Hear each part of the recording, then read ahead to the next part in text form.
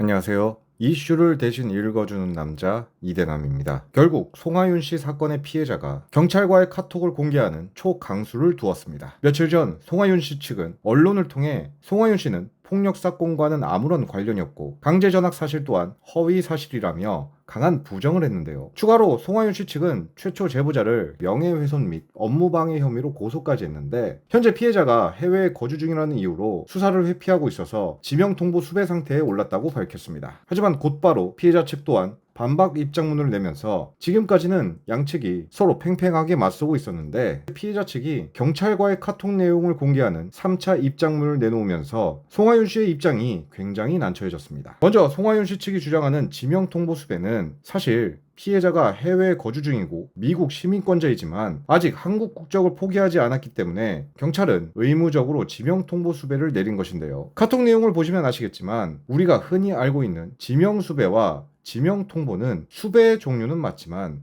그 의미가 완전히 다르다고 합니다. 조금 쉽게 이야기하면 송하윤 씨가 해외에 있는 피해자를 고소했으니 경찰은 피해자의 소재 파악도 해야 하고 피해자가 입국했을 때 바로 알아야 하기 때문에 의무적으로 피해자를 지명통보 수배를 한 것인데요. 한마디로 송하윤 씨 측이 주장하는 지명통보는 사실 형식적인 절차였던 것이었습니다. 그리고 경찰은 그 부분을 피해자에게 모두 설명을 했고 피해자는 모든 자료와 입장을 서면으로 경찰 쪽에 제출하면서 최대한 수사에 협조를 했는데요. 그런데도 경찰이 계속 피해자에게 입국을 요구했던 이유는 바로 송하윤 씨 측이 피해자를 입국시켜서 제대로 된 조사가 이루어지길 경찰에게 요청하고 있었기 때문입니다. 당연히 그럴 수밖에 없는 게 1년간 활동을 하지 못한 송하윤 씨가 다시 복귀를 하기 위해서는 최초 제보자인 피해자가 한국에 와서 조사를 받아야 뭐라도 할 수가 있는데 피해자가 저렇게 귀국도 하지 않고 수사도 중지된 상태이니 하루빨리 복귀를 해야 하는 송하윤 씨 입장에서는 당연히 애가 탈 수밖에 없는 상황인데요. 그러면서 자신들은 이미 그때 당시 고교 동창과 담임을 통해 송하윤 씨의 학폭이 사실이 아니라는 증언을 확보했다고 주장했는데 여기서 조금 아쉬운 것은 대중들에게 그 어떠한 자료를 공개하지 않았다는 것인데요. 그와 반대로 피해자는 경찰과의 카톡 내용을 공개함으로써 송하윤 씨가 밝힌 입장문이 사실 그대로가 아닌 살짝 과장이 들어간 게 밝혀졌는데 경찰은 그저 피해자에게 형식적으로 지명통보 수배를 내린 것이고 조사를 할 수 없으니 현재는 수사가 중지된 상태라고 피해자에게 설명까지 했는데 송하윤 씨 측은 피해자를 고소한 뒤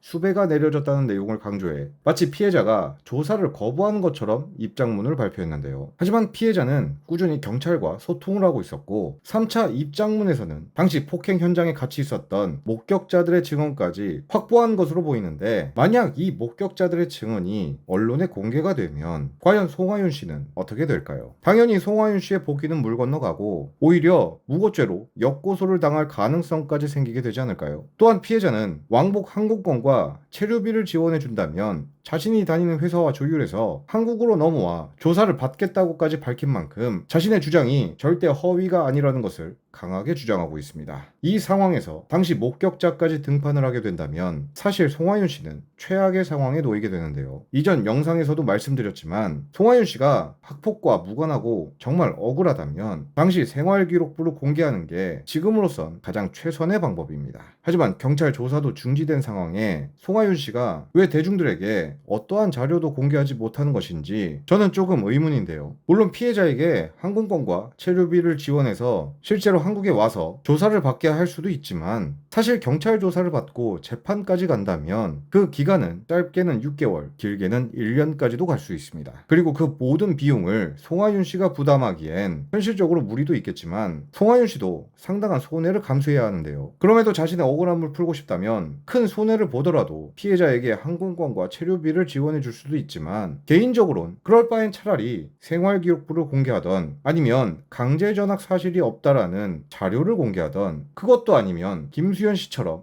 기자회견으로 정면 돌파를 하는 게 훨씬 나은 선택인 것 같은데요. 현재 피해자는 송하윤 씨의 주장을 모두 반박하고 있습니다. 그리고 피해자가 이렇게 적극적으로 나올수록 여론은 복귀를 하고 싶어하는 송하윤 씨에게 불리해 줄 수밖에 없는데요. 경찰과의 대화와 목격자까지 언급한 피해자의 3차 입장문까지 나온 상황에서 과연 송하윤 씨는 대중들에게 어떻게 해명을 할지 아직은 조금 더 지켜봐야 할 것 같습니다. 마지막으로 혹시 송하윤 씨와 같은 학교를 다녔거나 해당 사건에 대해 조금이라도 아시는 분들이 있다면 저에게 제보를 해주시면 정말 큰 도움이 될 것 같은데요. 송하윤 씨가 학폭을 했다면 아무리 연예인이라도 비판과 비난을 받아 마땅하지만 만약 이것이 모두 허위 사실이라면 폭로자는 한 사람의 인생을 망친 책임을 반드시 져야 하기 때문에 이 사건의 진실을 밝히는데 미약하지만 조금이라도 도움이 되고 싶습니다. 그러니 여러분들의 많은 제보를 부탁드리면서 오늘의 영상을 마치겠습니다. 시청해주셔서 감사합니다.